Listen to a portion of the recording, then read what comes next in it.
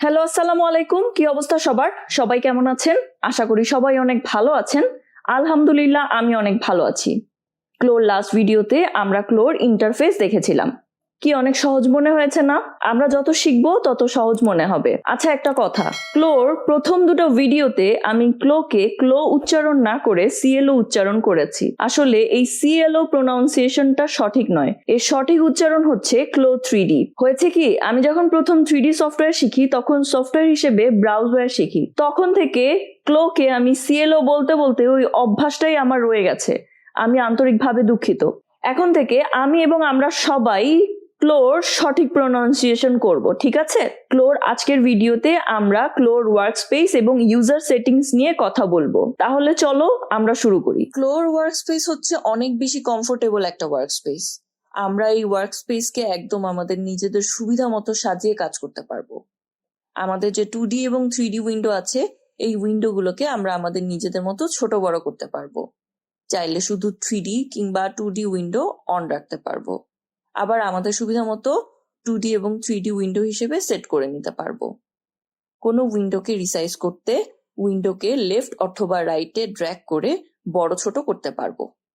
প্যানেলগুলোকেও আমরা ড্র্যাগ করে উপরে কিংবা নিচে নামাতে পারবো। সাইড প্যানেলগুলোর অ্যারোতে ক্লিক করে আমরা সাইড প্যানেলগুলোকে ক্লোজ করতে পারবো। এই প্যানেলগুলো তখন সাইড ট্যাব হিসেবে থাকবে। এই ট্যাবে আবার ক্লিক করলে প্যানেলগুলো ওপেন হয়ে যাবে। এখন আমরা যদি আমাদের উইন্ডোগুলোর পজিশন চেঞ্জ করতে চাই, আমরা উইন্ডোর উপরে আনডক আইকনে ক্লিক করব।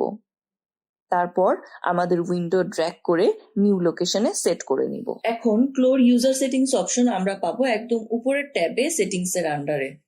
ইউজার সেটিংস এ ক্লিক করে আমরা আমাদের সুবিধা মতো graphic options, view controls, shortcuts, user interface, 2D এবং 3D উইন্ডো সেট করে নিতে পারবো।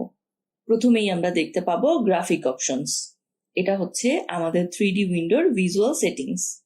ইউজ ভিভিওস এই অপশনে ক্লিক থাকলে আমাদের 3D রেন্ডার স্পিড ফাস্ট হবে, কিন্তু আমাদের কম্পিউটারে যদি গ্রাফিক্স কার্ড না থাকে রেন্ডার দ্রুত হবে না এবং রেন্ডার হওয়ার সময় স্ক্রিন কালো হয়ে যেতে পারে এবং সফটওয়্যারও বন্ধ হয়ে যেতে পারে। এখন আপনার কম্পিউটারে যদি গ্রাফিক্স কার্ড না থাকে, এই অপশন আনচেক করে দিতে হবে। আনচেক করার পর একটা পপ আপ ট্যাব ওপেন হবে, যেখানে বলা হবে ইউজার সেটিংসে কোনো চেঞ্জ করলে আপনার সফটওয়্যার রিস্টার্ট করতে হবে।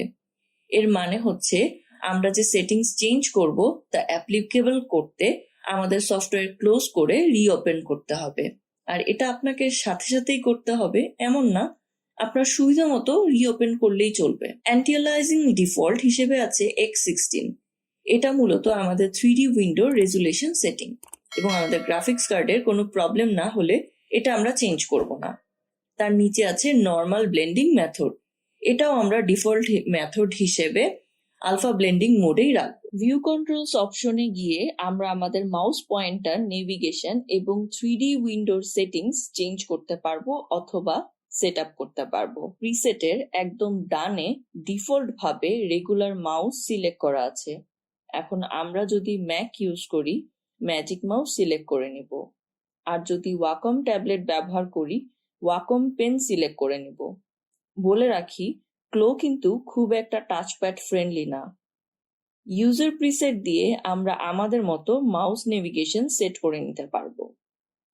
আমাদের মাউসে যদি স্ক্রল বাটন না থাকে, প্রিসেটের জুম প্যানেলের ডান পাশে left mouse button plus alter select করে নিতে হবে। আর আমরা যদি রেগুলার মাউস ব্যবহার করি, আমরা ডিফল্ট সেটিংসেই রাখবো, কিছু চেঞ্জ করব না। এক্সিস কনস্ট্রেন্ট কি হলো, আমরা যখন কোনো কিছু 45 ডিগ্রি বা 90 ডিগ্রি অ্যাঙ্গেলে ধরে রাখি তার নেভিগেশন কি।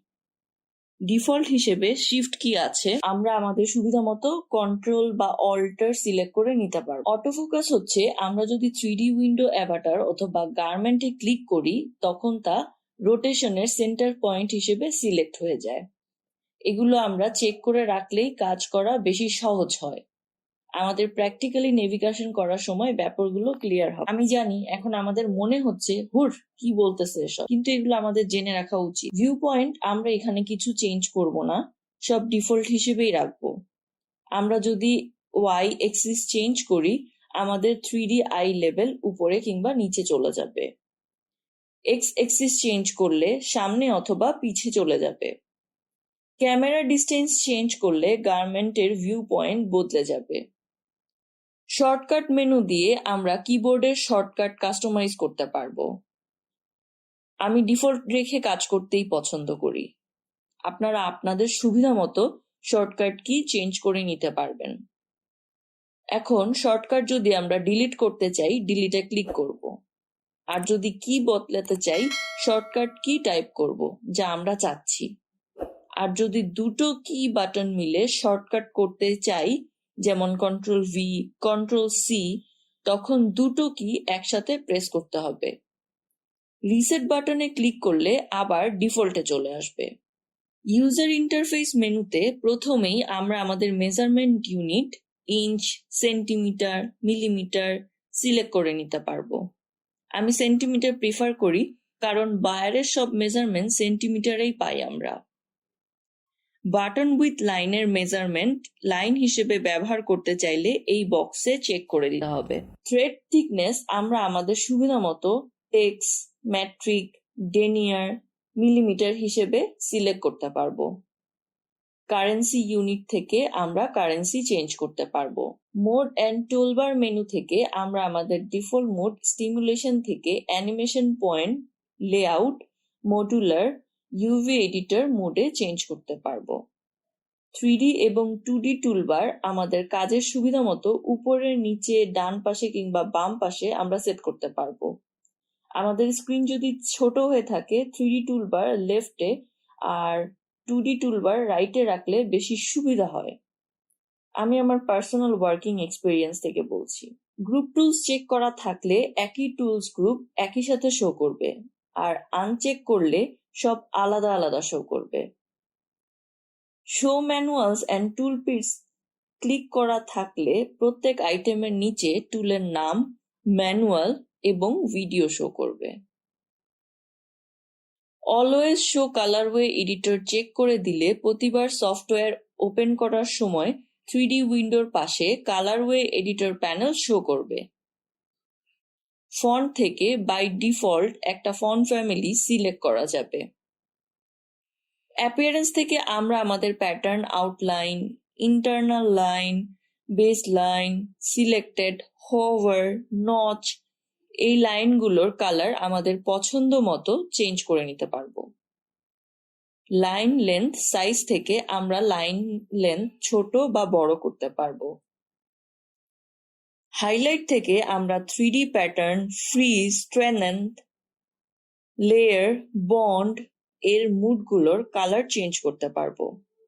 সবশেষে অটোমেটিক স্কেল আমরা সবসময় অন রাখবো।